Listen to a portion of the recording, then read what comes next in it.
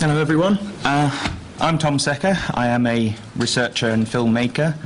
I've been following the 7/7 case for years now. I've made two separate documentaries, both of which are freely available online. Anyone can watch them.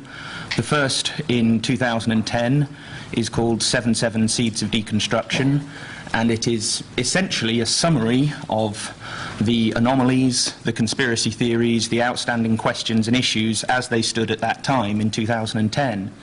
Then, at the end of 2010-11, into 2011, we got the July 7th inquests into the deaths of the 52 victims, and an awful lot of new information came out through those, so I decided I'll make an additional documentary covering all of this stuff, reviewing the existing questions, all the rest of it.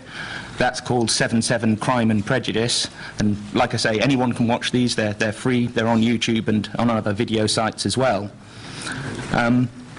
When the inquests ended in May 2011, they left the official story in something of a paradoxical position, because Lady Justice Hallett, the coroner, ruled at the end of the inquests that there would be no investigation, no inquests into the deaths of the 4 alleged suicide bombers. So having concluded that these 52 people had died in suicide bombings, the state, the government, is effectively saying, we're not going to look into the deaths of these alleged suicide bombers. And without having proven that those men killed themselves, that they were suicide bombers, how can one accept the conclusion that the 52 died because of suicide bombings? So this is a paradox, and I think the only real answer to this paradox is to reinvestigate the crime, reinvestigate 7/7. We can do this ourselves, we can press for further official investigations. Ultimately, I think things like a public inquiry, it would be a good accomplishment, but it probably wouldn't necessarily tell us anything that we don't already know.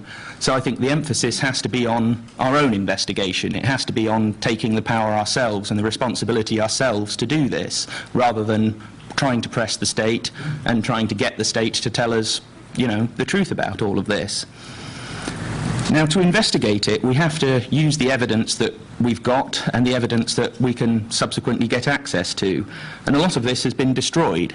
For example, the 3 carriages where bombs went off, the 3 tube train carriages, they've all been scrapped. They've all been melted down, they've disappeared.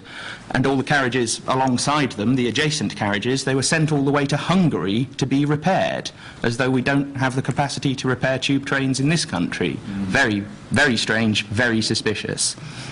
Nonetheless, at the inquests we did get a lot of new information and a lot of new evidence, and in particular in terms of the physical evidence, we had diagrams of these tube carriages and where the explosions are supposed to have taken place within them.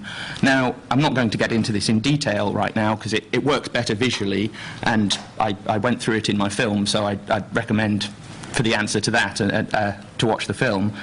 But fundamentally, it doesn't add up. Fundamentally, where they say these explosions took place and where they say the alleged bombers were and where they say people were before the explosion and where the bodies ended up does not fit together. It just doesn't. So we have to ask the question, were these men even on those trains and on that bus? Were those explosions even caused by backpacks or any other bomb that was left there by terrorists, or were they caused by something else? The problem with this sort of argument is that to resolve that one fully, we would probably need access to the physical evidence that's been destroyed, so we may never get a proper answer to that one. We may never be able to put that one to bed.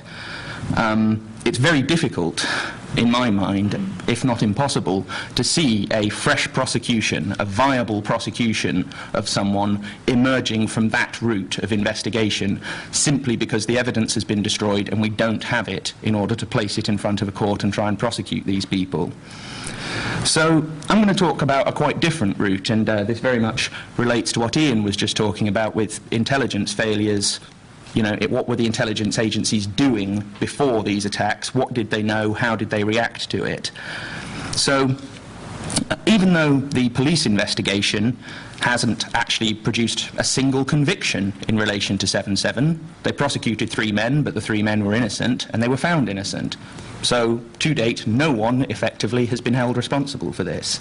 And even though we've had no public inquiry, no judicial inquiry, no truth commission, no anything of that sort, we do have an awful lot of information now about the security services. We probably have more information about what they knew, when they knew it, and what they did than we have on any other aspect of this case. So that is something I've very much focused on in my work, and that's what I'm going to talk to you about. Now, we had 2 reports by the Intelligence and Security Committee, one in 2006, one in 2009, and these were looking into what the security services knew before 7/7. The inquests have also made a whole load of primary source documents from MI5, West Yorkshire Police Special Branch, made these documents available to us, and these are authentic, and we can go and check them. You can find them freely online. You can look at them yourselves. So, even before we get to the question of mainstream media coverage of this, we have a lot of information to go on. We were initially told that these 4 suspects were clean skins. I'm sure you remember this phrase. Charles Clarke, I think, used it, i.e. people who were previously unknown to the security services, that they had no records on them whatsoever. Within a matter of weeks, this was proven to be untrue. Only 3 months after 7/7, BBC Newsnight, there was an episode of Newsnight which started breaking down this story and started demonstrating that, in fact, the security services did have quite a lot of information on these 4 guys well before 7/7 happened.